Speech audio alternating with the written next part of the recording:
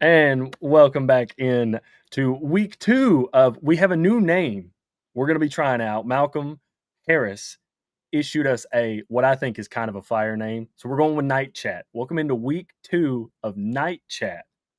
Chatted Up Sports. I'm Joseph. That's Drew. Well, that's Drew. And we're going to give you instant reaction to what was a wild You're Saturday not kidding, in man. college football, dude. Like, people look at the slate on a Tuesday or a Wednesday and they think to themselves, I can afford to go do something this Saturday. Yeah, Let's go bowling. Let's go hiking on this Saturday. Nothing crazy is going to happen. There's a bunch of sleeper games. We make it back at night for Michigan, Oklahoma. That's really all we care about. And then the sport proceeds to implode on itself because Florida went down. Arizona State got cowbelled to death. What in the world? Okay, let me calm down. Let's start one at a time. Drew, I'm going to give you your moment with Arizona State, but I'm going to take the first one. Florida, what the hell? I'm going to be honest with you, dude. I wish I could have gotten more eyes on this game. Yeah. I literally only saw, fully paying attention, fully locked in. I only got to see the last drive from USF. Looking at doing some box score scouting, it looks like Florida was just undisciplined. And that showed up in the last drive. They had 11 penalties for over 100 yards. Collectively, as a football people, players, coaches, fans, can we stop spitting on people? Yeah, like what is that? Can we just stop? What are we doing? Can we not? What? Can we, as a group, can we band together? No more spitting on people. Because luckily it didn't cost the Eagles, but it cost Florida. Crucial penalty on that last drive, man. And it's the dumbest thing you can do. Yeah. I mean, even if you throw a punch, there's a chance that the punch catches the right side. Like, it doesn't catch where you want to go and you don't get thrown out. If you just spit on somebody, and I'll take it back to Florida, LSU 2020. Is that 2022? Am I? Oh, that was the shoe throw. Yeah, the shoe throw. Like, yeah. What are you doing? It's the same thing. Like, it's a guaranteed ejection. It is a guaranteed 15 yards every single time. You throw a little quick swipe in there. Maybe it doesn't get caught. It's in the pile. You throw a spit right in front of the official. What are you doing? Dude, it's literally just what I would assume, again, because I mostly box score scouted this game. I want to go back and rewatch it, but trying to pay attention to Michigan, Oklahoma before the show, I wasn't able to fully grasp how Florida melted down like this. But it feels like it was a discipline issue because you get to a point where you've got a lead, one of the last drives, and you're spitting on a guy, and you cost your team 15 yards when they were already close to field position after the play anyways, and you just tack that on. I don't know. I don't want to sit here and harp on it because it's bad enough as it is. Florida loses to South Florida. And they've also now got to run just an absolute gauntlet. Yeah. So, I mean, this was the game that you couldn't afford to drop. This was the one on your schedule that was supposed to tee you up for hey, if we go 8-4 and win the right games, let's make some noise. Like, we may not get to the college football playoff, but we may actually be able to have a valid argument for who we beat, who we put on paper like this year to get to the college football playoff with a worse record than everybody else. And now you have to run the table. Like, there's no doubt in my mind you can probably lose one game. You can lose one SEC game. Maybe two. But a loss to South Florida. Yeah. And if South Florida goes 12-0, it's a different story. But I don't think that's going to happen. Yeah, I don't either. I mean, you've propped up South Florida. South Florida's still going to play Miami. They play Miami next weekend. Is South Florida the best team? We're going to find out if they're the best team in Florida. I say that. Florida State dropped 70 today. So, I don't know. Maybe we should just run the gauntlet and have Florida, find a way to put South Florida and Florida State in the stadium and just see who's the best team in Florida, especially if they go in and beat Miami next weekend.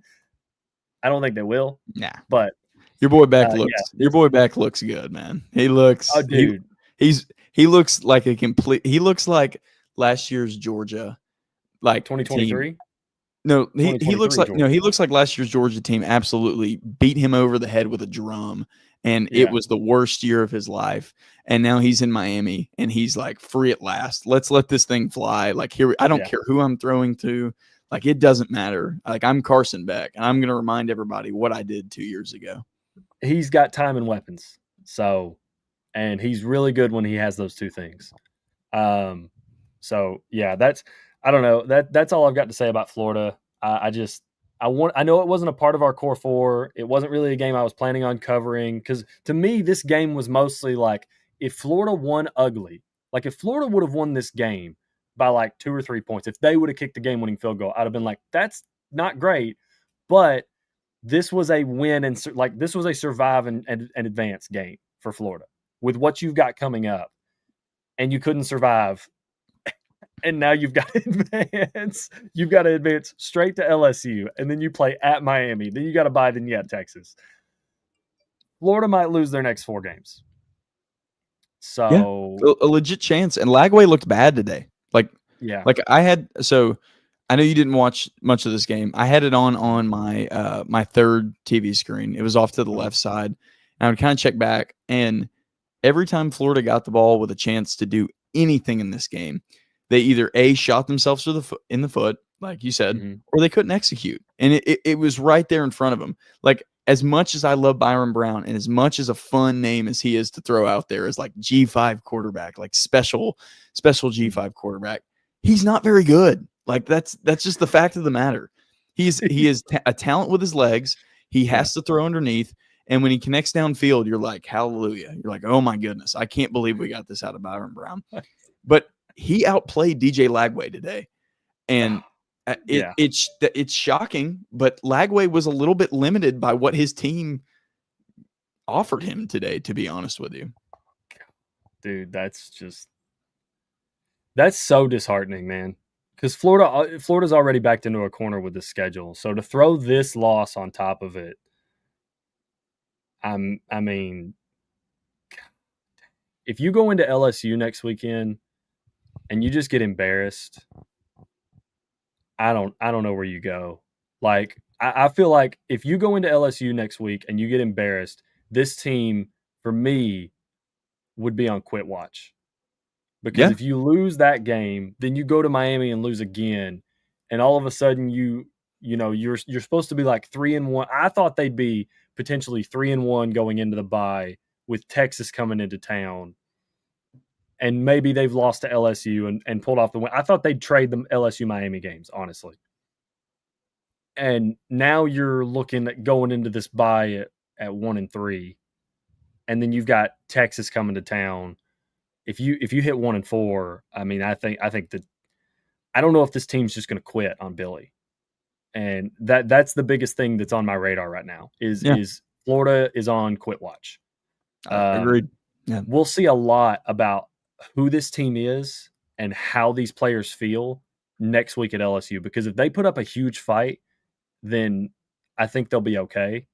But man, if they go in there and get rolled, it's just it's downhill fast for Billy. So absolutely. And it's a shame because I think Billy Napier is a legit good head coach. I think he was kind of thrust in. I think he took a job that he didn't know was going to be. TV. I think he took a job that he didn't know was going to be as bad as it was when he came into it, with the recruits leaving, with everything. And now he's kind of like, well, damned if I do, damned if I don't. Like, and the only real way out of this is to bring Florida back to prominence. So I like Billy, but you're right. This may get pretty ugly pretty fast. But on the bright side for Florida, sometimes it helps to have this loss early. Like if you get in the middle of this SEC schedule and you're just banging out wins and you're just pulling out like who knows what, like swamp wins, like you may drop to Mississippi State in week I think it's week 6. I think. I know it's at the back end of like the middle of it. I don't know exactly know when it is. But I think that's the one bright side you can take away. You had your bad loss. Now it's time to regroup. You're right. If they quit, they quit, but it's time to go. Yeah. I'm kind of with you on a bad loss, but I don't know if this was to anybody other than South Florida. Like this was a gimme game. This was one of the only gimme games you had on your schedule. So, and now, like with Mississippi State doing what they did tonight, which is a good transition, I don't like Florida has one more gimme game on their schedule. Yeah. And it's, I don't know what FCS or like lower FBS school they play in late November or whatever, but it's definitely not looking easy. So, but speaking of Mississippi State, Drew, back in August, we did some shows and we did some previews, and you called your shot about a certain team from the Big 12 that drowned in cowbells tonight. I think is a good way to put that. So I'm gonna let you have your moment. I'm gonna let you have your pedestal because you called it and it hit bullseye. Arizona State loses on the road to Mississippi State.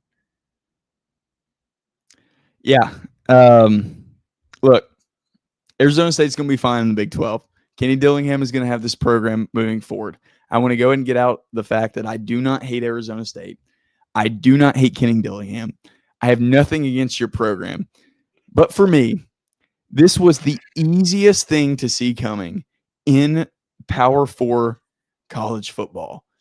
They ranked you at 12. They did you a disservice. What are they doing? You're not a top 12 team in the country. This is a step back here. It always was. But you had the big names. You had Sam Levitt. You had Jalen Tyson. You convinced yourself that your Big 12 ass self was going to be more than it was. And you went into a bottom tier SEC opponent's home stadium with one of the most notorious gimmicks in the conference. And you couldn't deliver. You couldn't deliver. The first half, you looked scared shitless.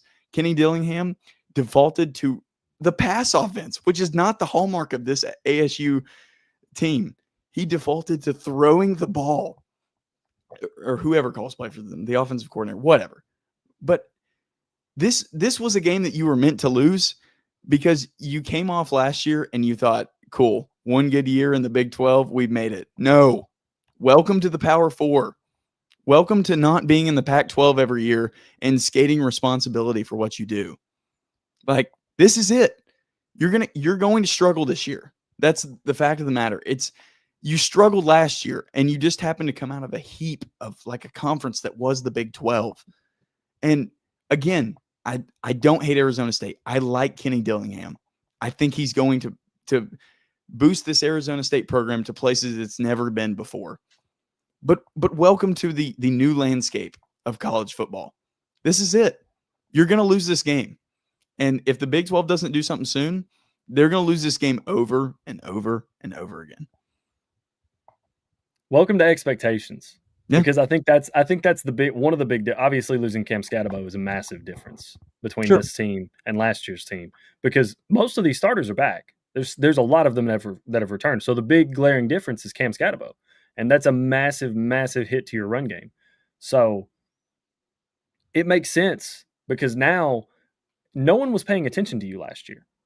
And people didn't probably really start paying attention to you until like late October, when it was like, oh, hey, Arizona State's like undefeated. They've one loss, I think, at that point. Yeah. But they're like vying for the Big 12 title game and this playoff spot, this new, fresh, guaranteed playoff spot. So you go from that last year and, playing a really good close game against Texas in the playoffs. And, naturally, and myself included, this happens to me. You look at returning production, returning starters, and you think they're going to take a leap, and they don't always do. Some players get worse. Some players stay stagnant. Some players get better. But you lost a key part of your team in Cam Scatabo. And now everybody's on the train. Right. Everybody's like, oh, hey, Kenny Dillingham knows what he's doing. That's not me implying that he doesn't. I think he does. And I'm with you. I think Arizona State will be a very good program moving forward with Kenny Dillingham there, because he's not going to leave.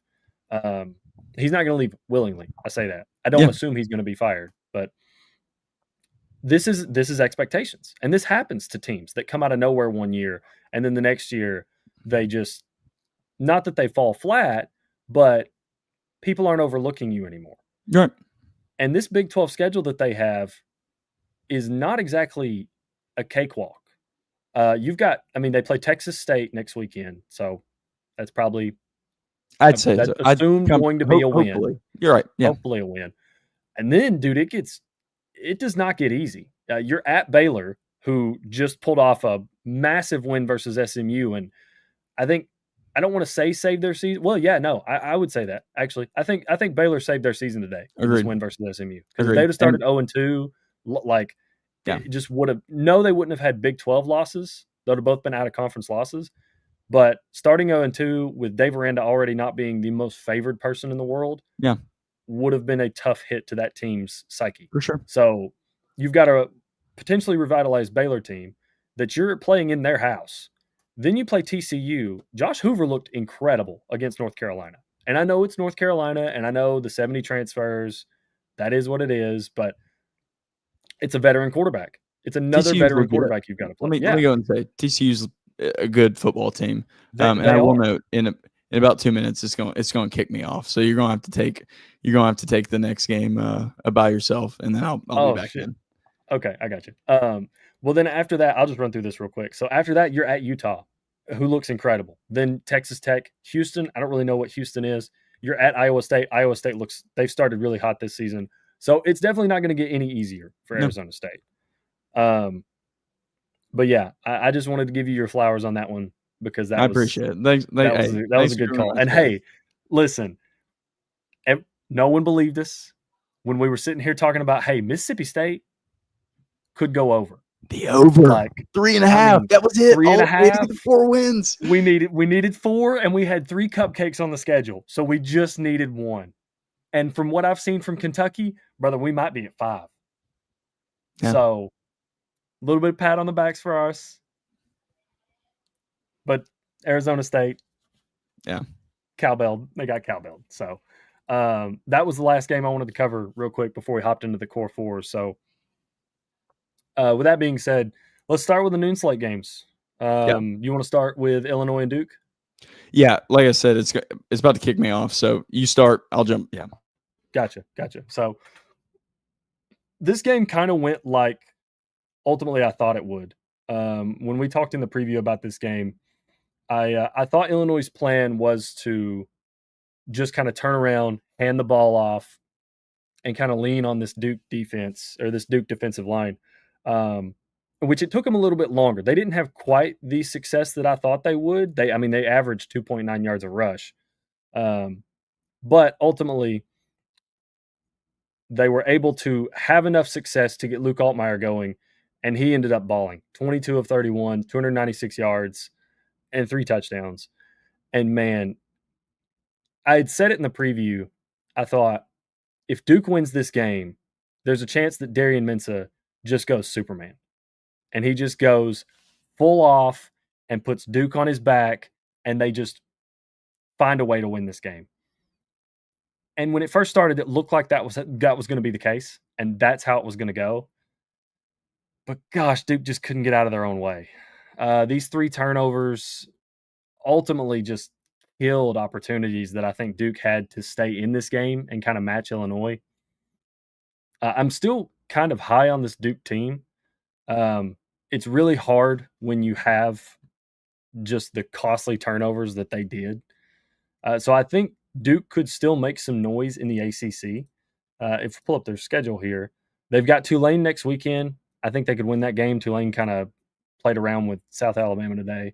An NC State team, they could win that game. Syracuse, let's be honest, Syracuse almost got beat by UConn today.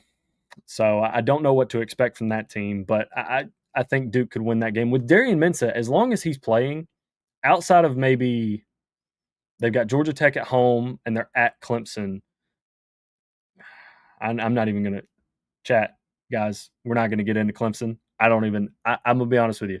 I didn't watch a single snap of that game. I was literally just scoreboard watching.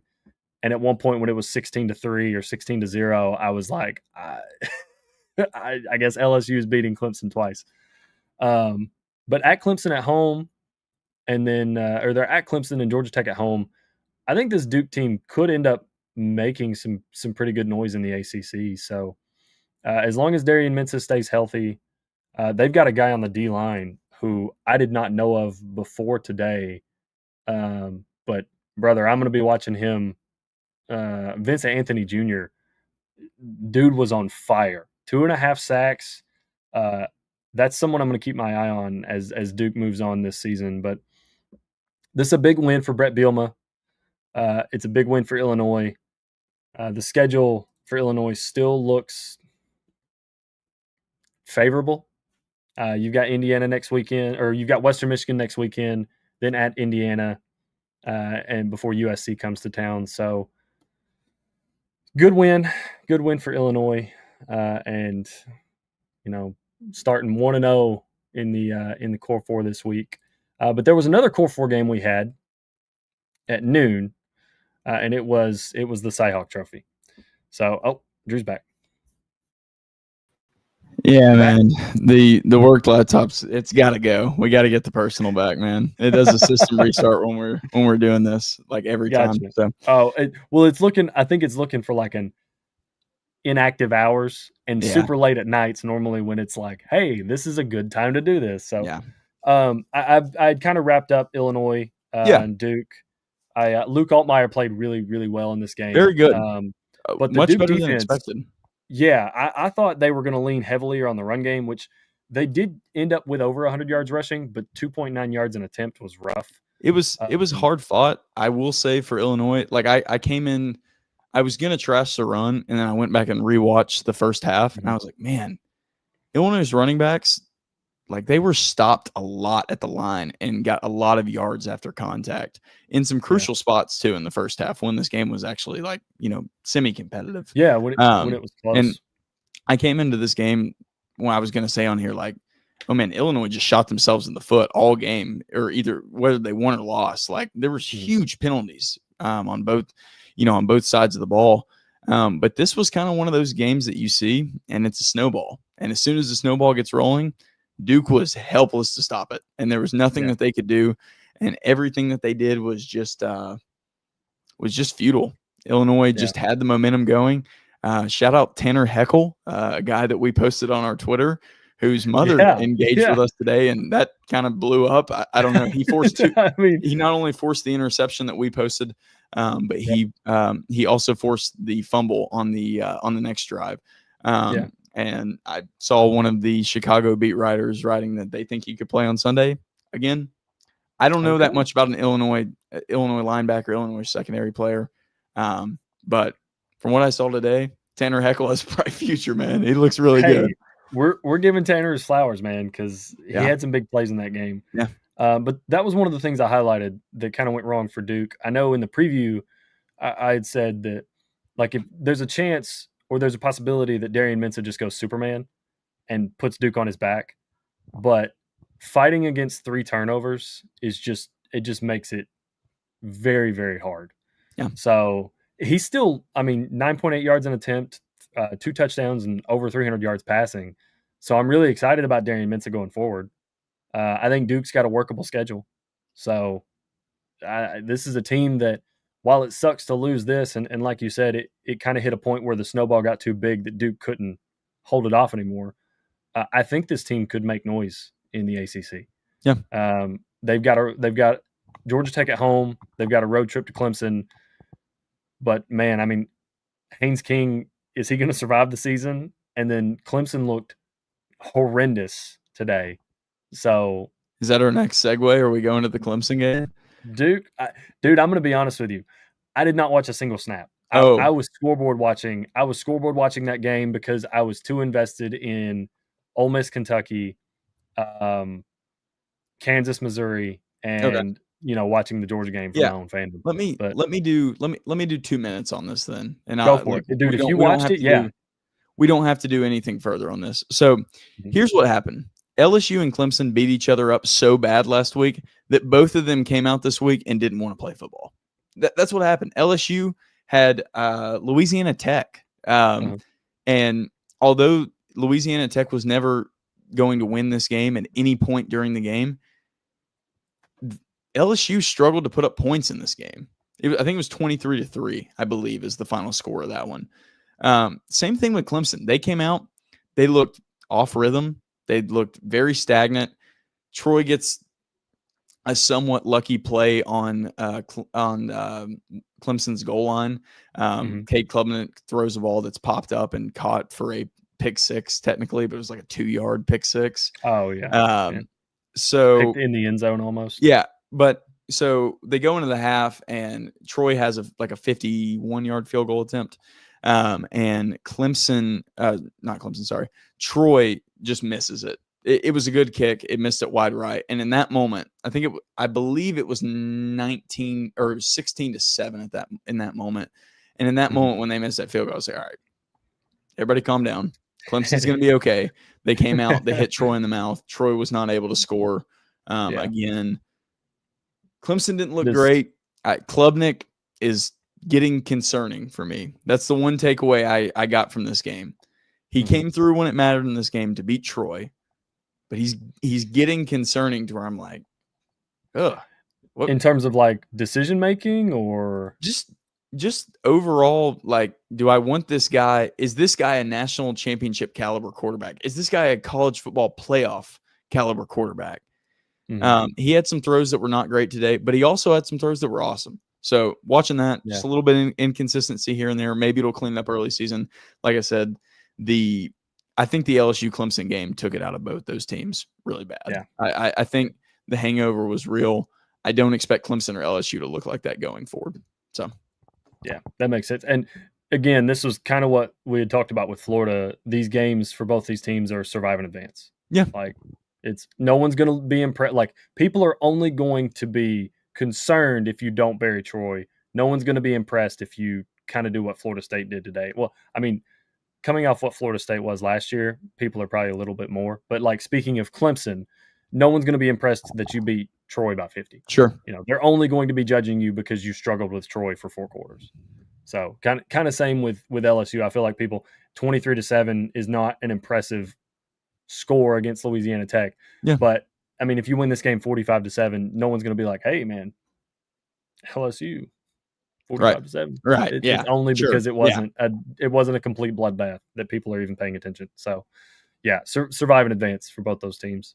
I'm glad you got to cover that because I wanted to watch it, but I just too much attention divided, and I was like, I couldn't find the space today. I mean, I had to cut out numerous games that I was interested today, and that I just I couldn't put it on the television, especially in the late slate. Like me being a Vanderbilt fan really hurt my viewing experience today because I had to watch that game. I had three TVs set up, and one of them had to be dedicated to the Vanderbilt game, and that's.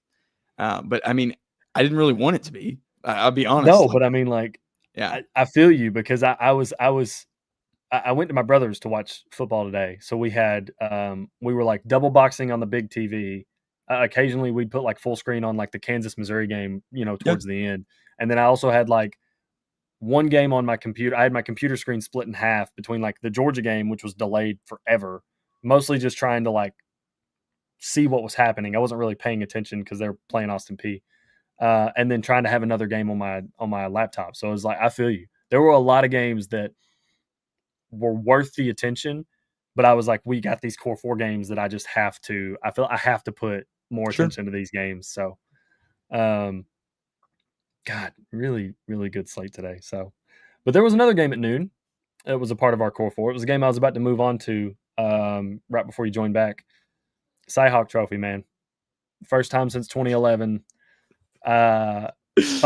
Thoughts, feelings, concerns. You were on Hawkeye Island.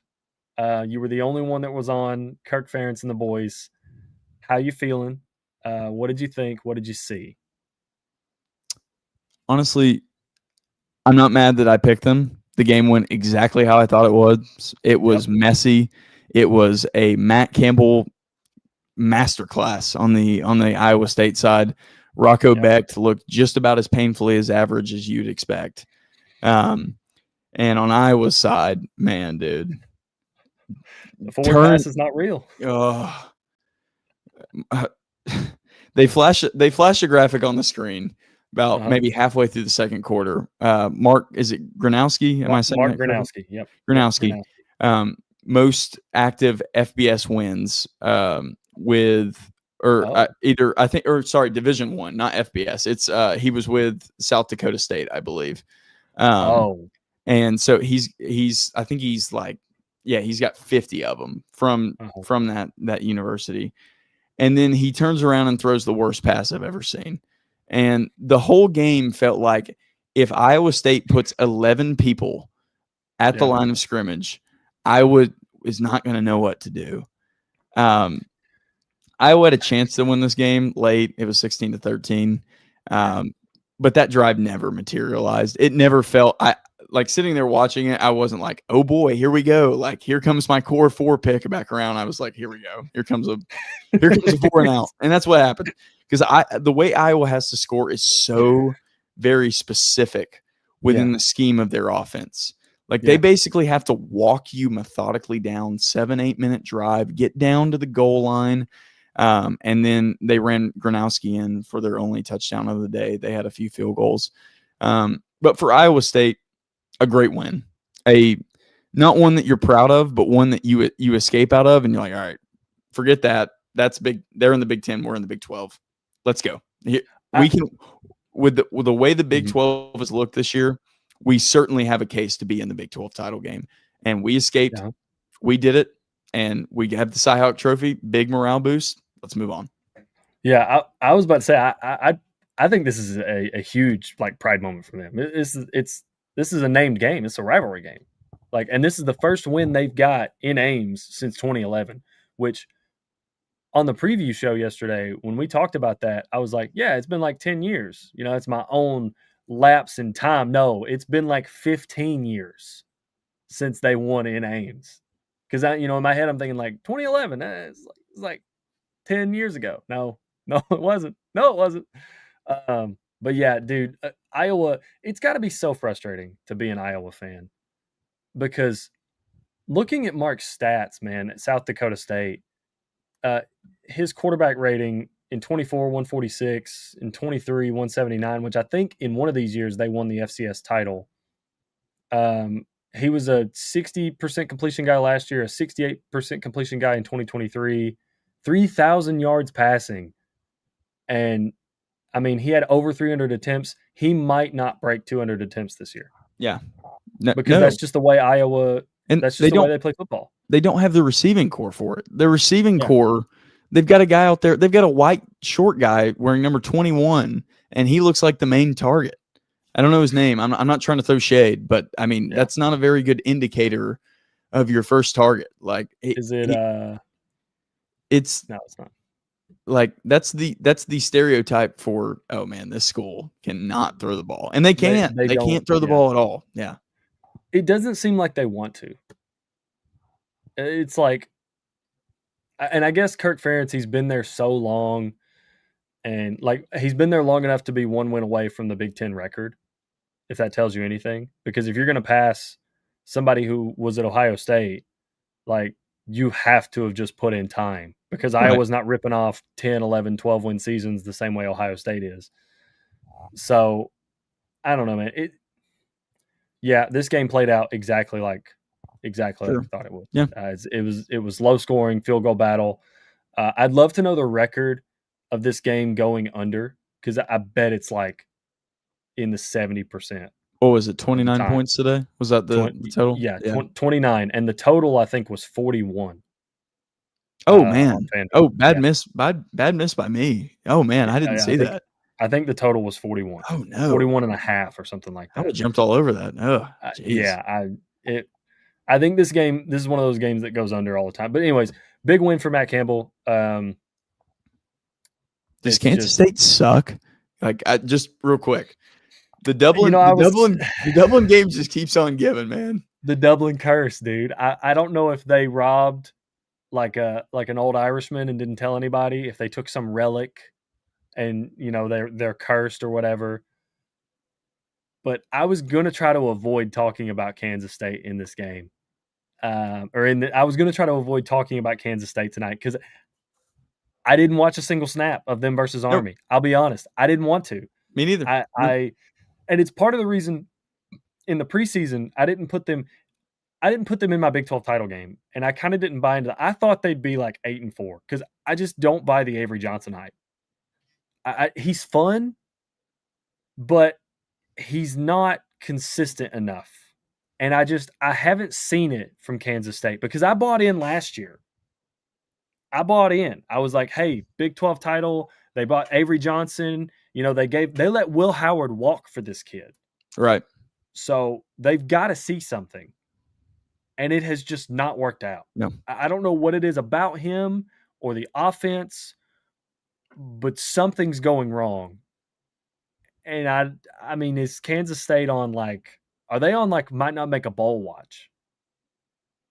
I think they have to be.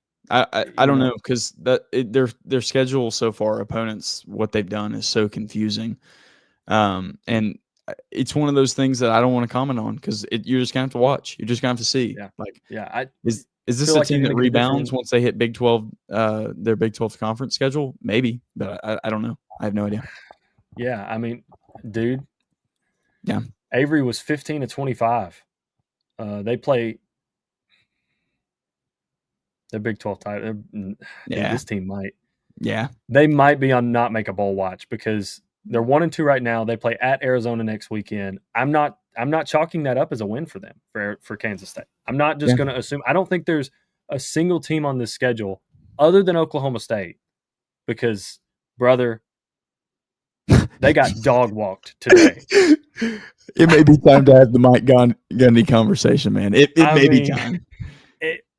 I think Dan Lanning just had that conversation for everybody, but this isn't about that game. We're not even gonna. No, don't do it. Nope, not worth it. DeCorian Moore is incredible. Dante Moore looks good. The Moore-to-Moore connection, yeah. So other than Oklahoma State, I don't see a guaranteed win on their schedule because I don't want to give them Arizona. I don't know how good Arizona is. I haven't watched UCF this year, so I don't know how good UCF is. If I had to pick between them and Baylor right now, I'm picking Baylor. If I have to pick between them and TCU, Kansas, Texas Tech, Utah, God, they're going to get crushed by Utah. All of those schools.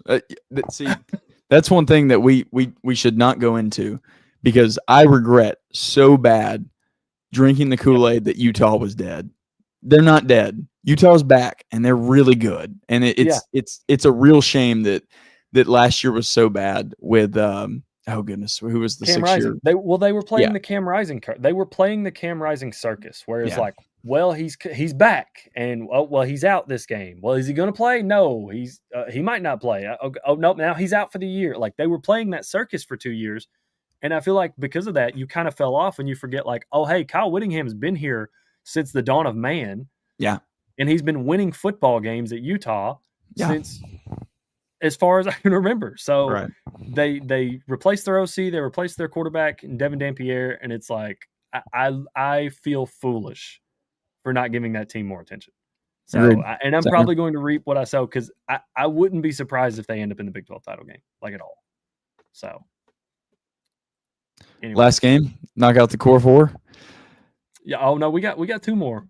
Oh, do we really? Because we got one more that you made a bet on. Yeah, I did, didn't I? And boy, it looked good for a while. It looked really good. All right, for a while. Let me say. Go ahead. It looked good, but I checked this game when I think it was 24-21, or maybe Missouri had just scored 28-24. I was about to say, real quick for reference, we're talking about Kansas, Missouri. We're talking about the Border War game. Sorry. That was our third core four game. Yeah. And Missouri had, I think, 401 total yards of offense. Do you want to guess how many yards of total offense Kansas had at that point in the game? It was 28-24. Like 336? 160. Oh, my God. 160. The defensive touchdown early in this game skewed this result really bad and made Kansas look a lot better. Kansas got their ass kicked, and if the ball was not moved by Jalen Daniels, then that thing wasn't getting moved, and that's pretty much all it comes down to. Kansas is not very good, and I backed the wrong horse this week. Hey, dude, I respect it. You went to bat for Kansas yesterday, and not to say we said it in the preview, but I said this team moves as Jalen Daniels moves. Yeah. They are very much if Jalen's incredible today, then Kansas is going to be incredible today. and the pieces around him just weren't as good. No. And Bo Prabula looks like I don't know how there was ever a quarterback controversy, or not quarterback controversy. He looks like I don't know how Sam Horn ever had a chance in this quarterback contest, because brother, he was on fire today Prabula is with legit decision good. making. He's Yeah, he's not Heisman, like but he's like, oh no, boy, but he's Missouri's like 9-3. Like maybe he makes the All yeah, SEC second team. Like that. yeah, That's kind of what I think of him as. exactly, yeah, he's scary good for like a Missouri, like a sneaky Missouri team. Um, 30 of 39, 334 yards. Dude, he played on time. He made good decisions. Like he's solid, man. He's Yeah, solid. And absolutely. watching him, I'm like, what did I see, or what did I not see, or what was Sam Horn doing in camp and practice to make this like a legitimate quarterback competition? Because Bo's looked incredible so far. Now, he's played one real game. I'm not going to give him the Central Arkansas or whoever they played in the opening game and they dropped 60. Um, but he's fun to watch, man. He's fun to Yeah, watch, and I think agreed. this Missouri team is going to be fun to watch. Jamal Roberts and Ahmad Hardy ran all over Kansas, dude. 261 yards on the ground, 143 for Roberts, 112 for Hardy. I think this Missouri team might end up being I might have been a little early on Missouri, because I was Yeah, backing them last year, and I thought, this could be like a sneaky good team. They kind of fell on my face there, but they might be a sneaky good team this yeah, year, no lie. especially if Prabula stays healthy. And I thought they were going to be terrible this year. yeah, When we did the SEC over under pod, I'm not going to lie, I didn't come prepared actually enough for teams like Missouri. Um, I thought they were going to be pretty bad this year. yeah, Their schedule suggests they're actually going to be pretty good, and they may do the thing where they backdoor their way into the conference championship game by avoiding some big matchups, like Missouri does every few years. But that's about all I've got to say about the game. I mean, yeah. I mean, yeah, I'm with you. They're going to be very fun to watch. They got Louisiana next week, and then they've got South Carolina at home. That South Carolina game shaping up to be very, very good. yeah, Between Missouri and South absolutely. Carolina, they get that at home.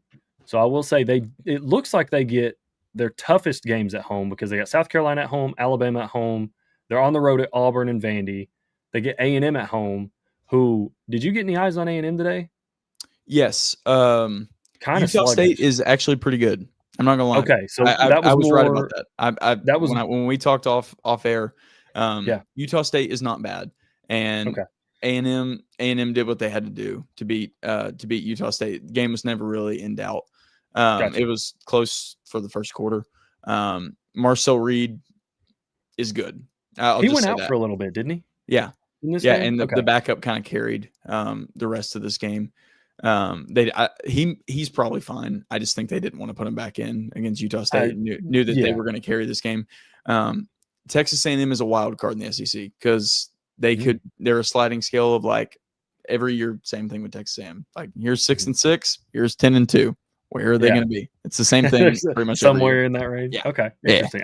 Good, because I was, again, I was kind of, I wanted to watch that game, but was forced to kind of scoreboard watch. So looking at it early on, I was like, is this Texas A&M being like bad, or is this Utah State being like Utah a State. pretty good team? So Yeah, Utah State is pretty good because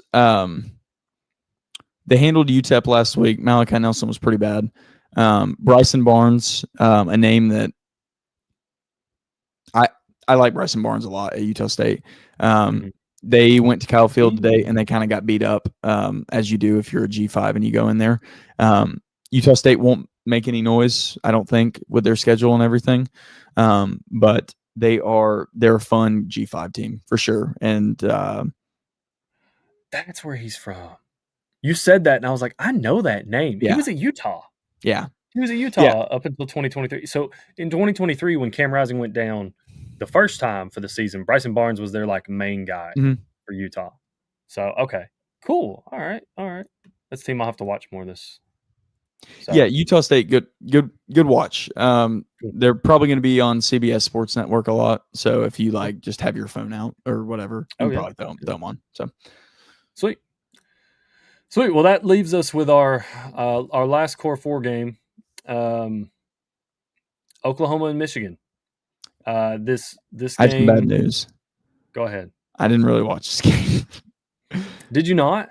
So yeah, I Mm-hmm. was pretty invested in the Vanderbilt game. I'm not gonna lie, No, and that's I fair. I That's caught fair. I caught spots of this one. That's yeah. So take the floor. I have like 1 point on this one, so please, Yeah, all you. no, you're good. This game, I don't want to harp on it and say, yeah, I feel like it's kind of a cop out to say this game went like I thought it was going to, but the way we broke this game down in the preview yesterday, it kind of did. Yeah, Bryce is great. He's going to be incredible, but it's a tough ask on a freshman quarterback. He just turned 18 like 2 weeks ago, and you got to go into Oklahoma and play against a veteran defense and a veteran defensive play caller, not coordinator, right. in Brent Venables, who knows how to mix looks, knows how to make things tough for you. I will say I was impressed with Bryce Underwood, not because of his stat lines, but just the poise he showed Mm-hmm. and how mature he looks. He's going to be really good at Michigan. So, if you're a Michigan fan, you kind of got to take what you are this year, which is that, hey, if Bryce and Justice aren't really carrying, it's going to be kind of tough because It's a they're gap not year. great on the out. Yeah, It's they're another not gap great year. on the outside. They've got a receiver, McCulley, number one, made an insane catch, Mm, dude. He reached back over a defender, like caught it over his helmet, pulled it in. It was absolutely insane. sure. Michigan, unfortunately, could not turn that drive into a touchdown. Mm-hmm. So that was kind of the thing. They had some red zone struggles. Um, but yeah, you're in the long run. You're investing in the long run if you are Michigan because this kid's going to be good. He could take you some incredible places, but you've got to get better around him, specifically on the outside. Justice Haynes is awesome. He's great to have at running back, but you've got to get better on the outside. Sure. On the Oklahoma side, John Mateer is he's a dude. He's not a like pick you apart quarterback. He's not going to be somebody who like slices you up, but he's a ball player, man. Yeah. He's going to do what he can to make the plays. His legs were a huge factor in this game. They ran him, I think, 15 or 17 times. So this game kind of ultimately went like we thought it would. Michigan struggled without weapons to help Bryce, and John was able to make plays when he needed to with his legs and with his receivers. He had a series where, and I tweeted it out. Let me find his name real quick. Isaiah.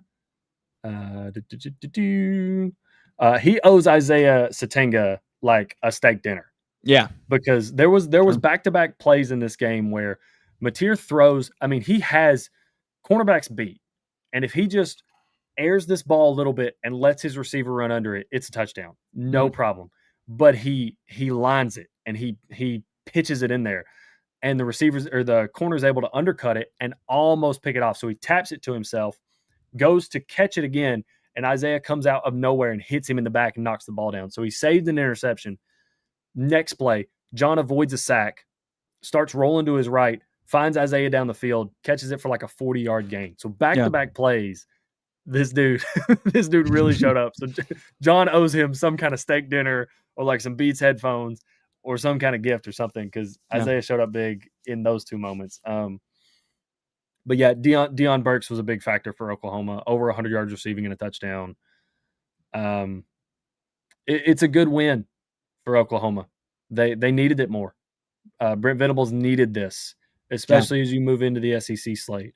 But gosh, dude, Bryce Underwood's impressive. Yeah. Agreed. He's The little bit I impressive, man. saw of this game, that thought occurred to me. Yeah. Yeah, if you just like box score watch this game and you look at his stat line, he was 9 for 24. It looks bad, but if you watch the playmaking ability, the way he sees the field, the way he's poised, he's young, but gosh, he's a stud. Yeah. He is a stud. So he's going to be fun to watch at Michigan over the next couple of years.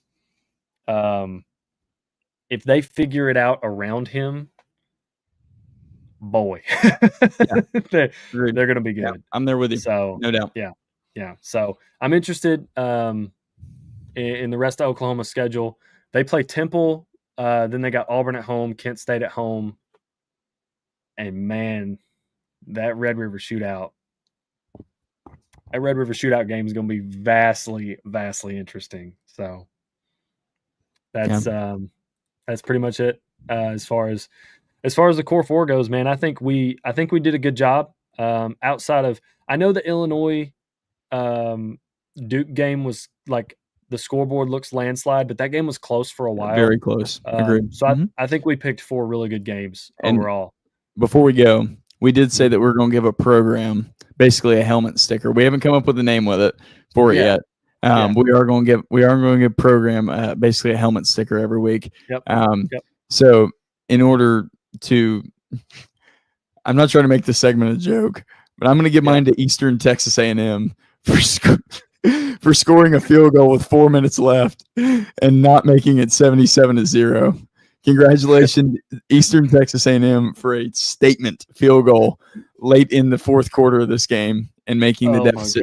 Anybody that had plus 74.5, Eastern Texas A&M, you're good. You're cash.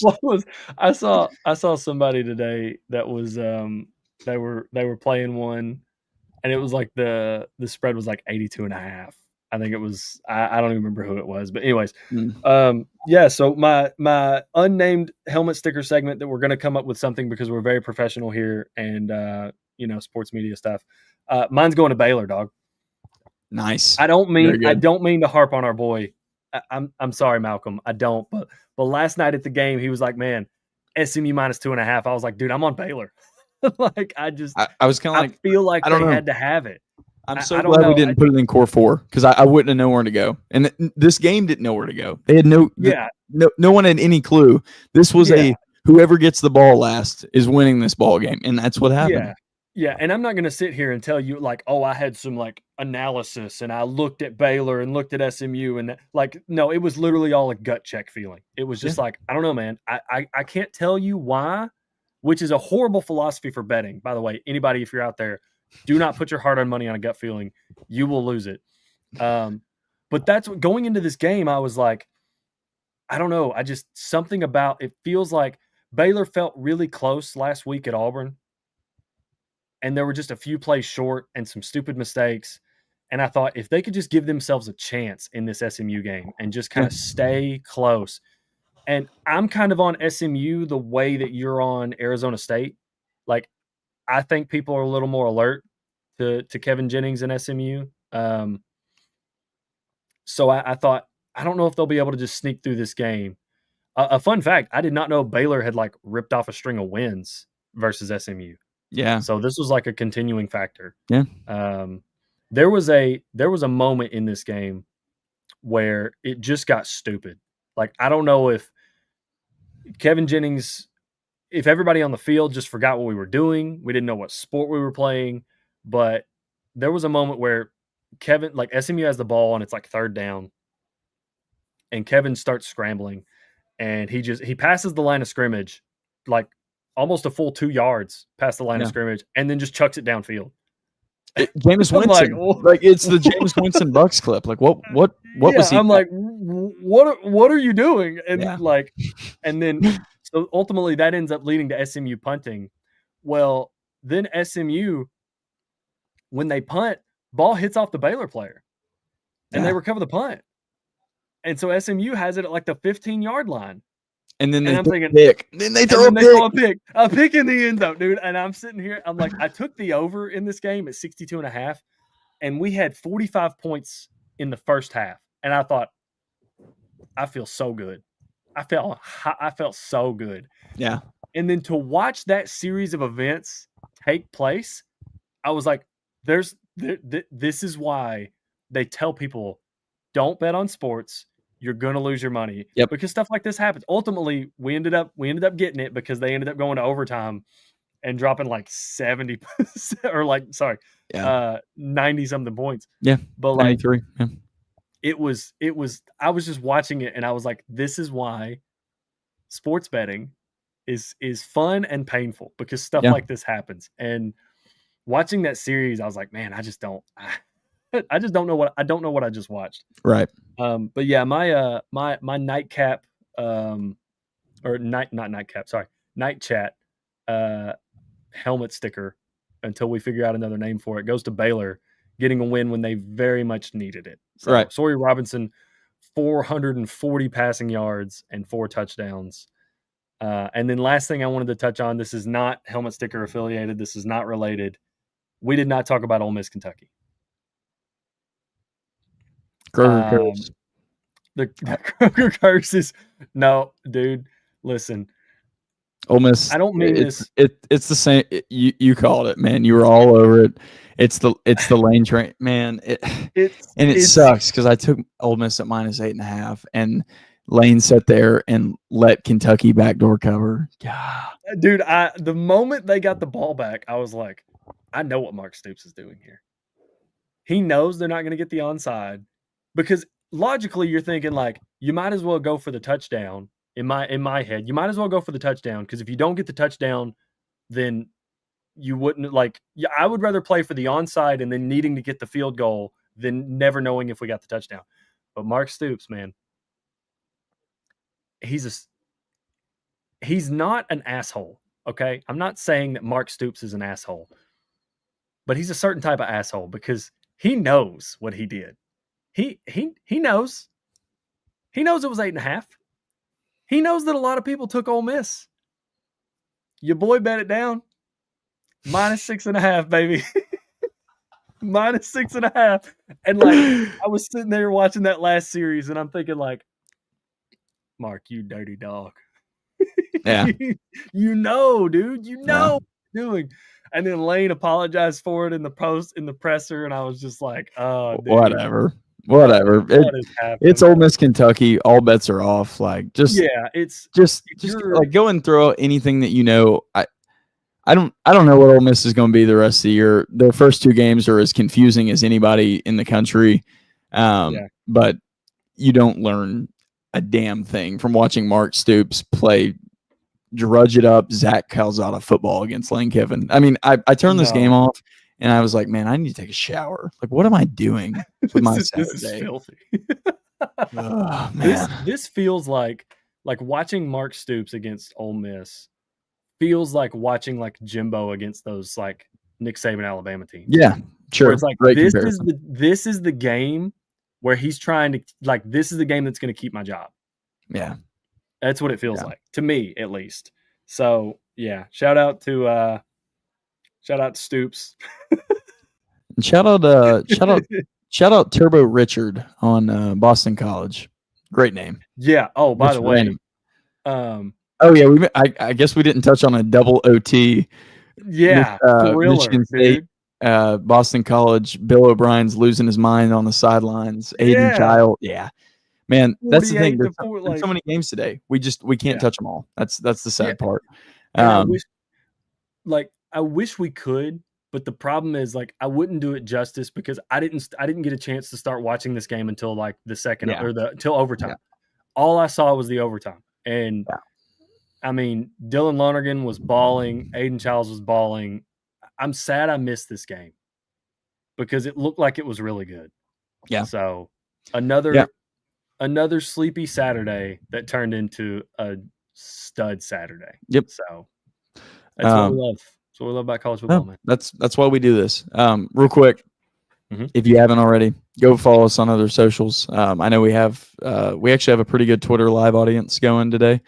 If you guys have any interest, please follow us. We post a bunch of clips during the day of games that you might not be watching. They may not be on your main screen, excuse me. But we're watching them. We have a TikTok.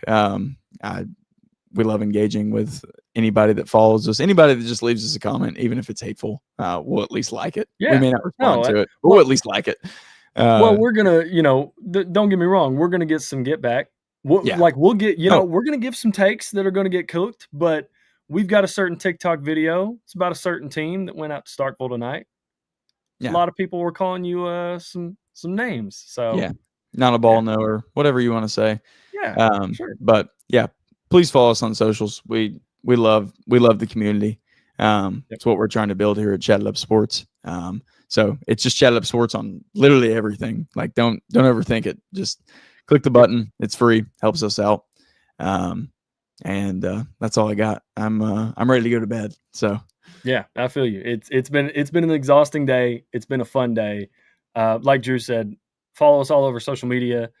If you don't mind, join to the YouTube. Go over there, hit subscribe. We drop 2 shows a week on Tuesday morning and Friday mornings.